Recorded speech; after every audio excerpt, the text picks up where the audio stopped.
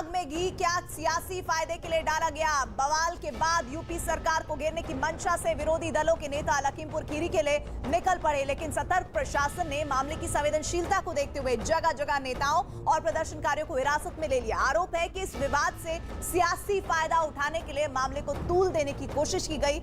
लखनऊ में तो जहां अखिलेश यादव धरना दे रहे थे, उससे कुछ ही दूरी पर एक पुलिस जीप को फूंक दिया गया।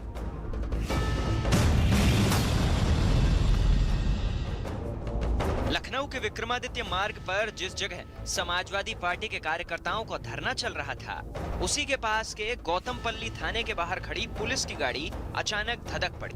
यहाँ पर देख सकते हैं आप कि गाड़ी में आग लगा दी गई है। आप देख सकते हैं आप कि यहाँ पे समाजवादी पार्टी के दफ्तर के बाहर पुलिस की जीप पे आग लगा दी गई है।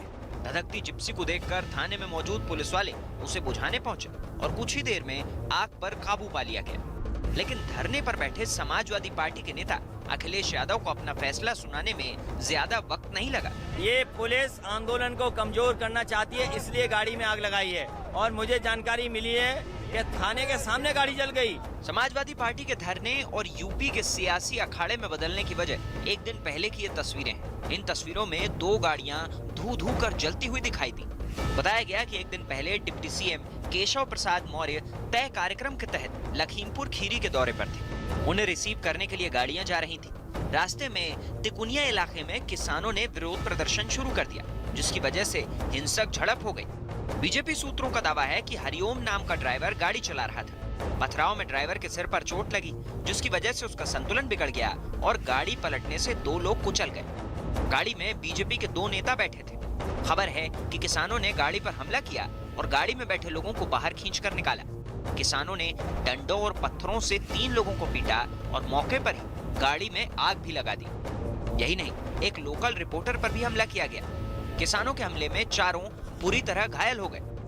इस मामले के सामने आते ही इस पर सियासी रोटियां सेकने की तैयारी शुरू हो गई। समाजवादी पार्टी के नेता अखिलेश यादव लखीमपुर खीरी जाने के लिए निकले तो पुलिस ने उन्हें घर के बाहर ही रोक लिया। फिर तो अखिलेश वहीं धरने पर बैठ गए, जिन्हें पुलिस ने हिरासत में ले लिया। 5 राज्यों में चुनाव से पहले विपक्ष एक बड़े मुद्दे की तलाश में था। किसान आंदोलन तो महीनों से चल ही रहा था, लेकिन लखीमपुर खीरी की घटना ने विपक्ष को एक बड़ा मुद्दा दे दिया।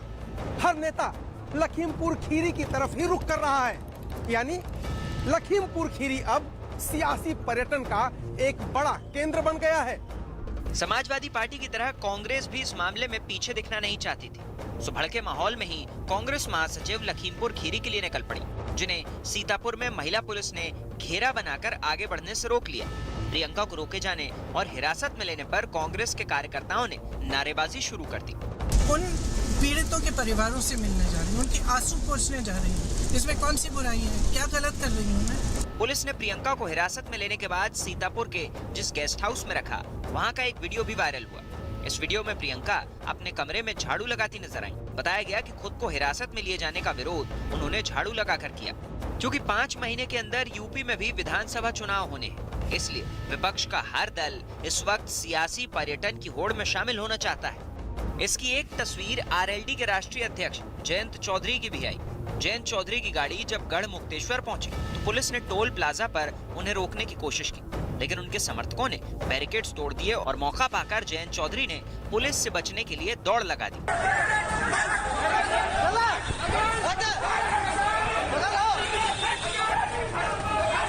पॉलिटिकल टूरिज्म के साथ साथ एक जो पॉलिटिकल कंपटीशन होता है, उसके लिए भी होड़ लग गई है। और फोटो ऑप बने, इससे बेहतर चीज़ क्या हो सकती है विपक्षियों के लिए? मगर सरकार अपना काम कर रही है। लखीमपुर खीरी की घटना के बाद दिल्ली से लेकर यूपी तक में जगह जगह विपक्ष का प्रदर्शन शुरू हो गया है। विपक्ष किसी भी सूरत में इस मामले को ठंडा पड़ने देने को तैयार नहीं, भले ही माहौल पर इसका जो भी असर पड़े।